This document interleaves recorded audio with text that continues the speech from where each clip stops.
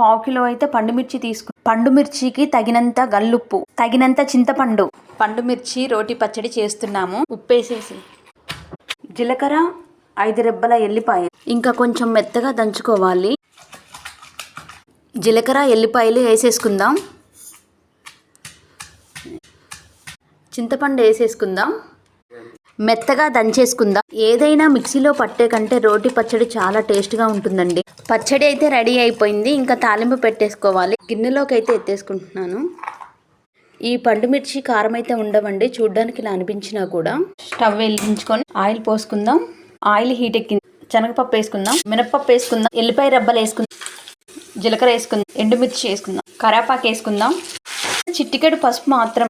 పండుమిర్చి పచ్చడి ఇక తాలింపు అయితే అయిపోయింది. కలిపేసుకోవాలి. కంప్లీట్ అయిపోయిందండి. ఇంకా సర్వింగ్ బౌల్లోకి తీసుకుందాం. పండుమిర్చి చింతపండు రోటి పచ్చడి అయితే రెడీ.